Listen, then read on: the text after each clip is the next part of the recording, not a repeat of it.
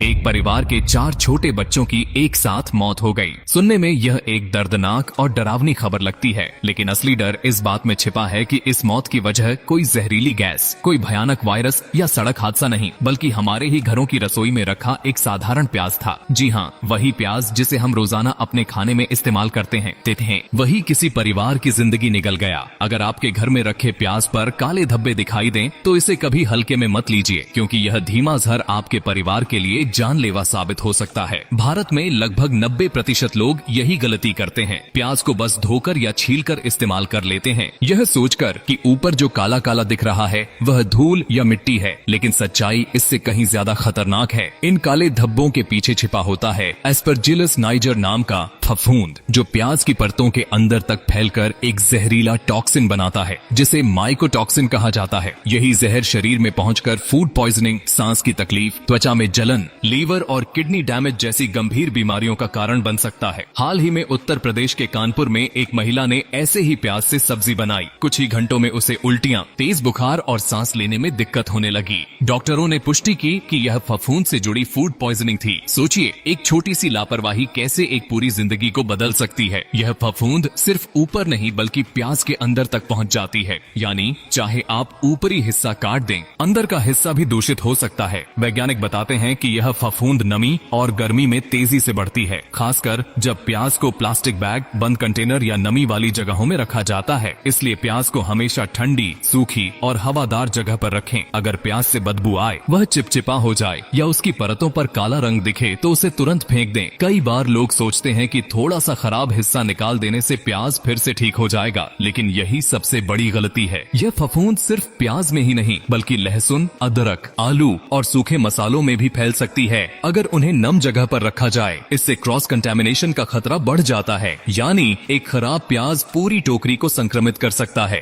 रसोई के स्टोरेज को समय समय पर जांचना बहुत जरूरी है। जो भी चीज गीली, सड़ी या बदबूदार लगे, उसे तुरंत अलग कर दें। अगर खाने के बाद अचानक उल्टी, सिर दर्द, चक्कर या सांस लेने में परेशानी हो, तो इसे सामान्य फूड पॉइजनिंग समझकर नजरअंदाज न करें। यह माइकोटॉक्सिन इन्फेक्शन भी हो सकता है। डॉक्टरों के मुताबिक अगर इसका इलाज समय पर न किया जाए, तो यह शरीर के फेफड़ों, लिवर और किडनी तक असर डाल सकता है। अमेरिका और जापान जैसे देशों में फूड कंटेमिनेशन की जांच के लिए सख्त नियम हैं, लेकिन भारत में अब भी लोग इन बातों को हल्के में ले लेते हैं। याद रखिए, आपकी सेहत आपकी जिम्मेदारी है। एक प्याज की कीमत कुछ पैसे की हो सकती है, लेकिन जिंदगी की कोई कीमत नहीं होती। अगर जरा सा भी शक हो तो प्याज फेंक दें। खाना बाद में बन जाएगा, पर जिंदगी दोबारा नहीं। और हाँ, इस जानकारी को अपने तक मत रखिए, इसे अपने परिवार, दोस्तों और पड़ोसियों तक जरूर पहुंचाइए, क्योंकि आपकी छोटी सी जागरूकता किसी की बड़ी मुसीबत रोक सकती है। सतर्क रहिए, सुरक्षित रहिए, क्योंकि सावधानी ही सबसे बड़ा इलाज है।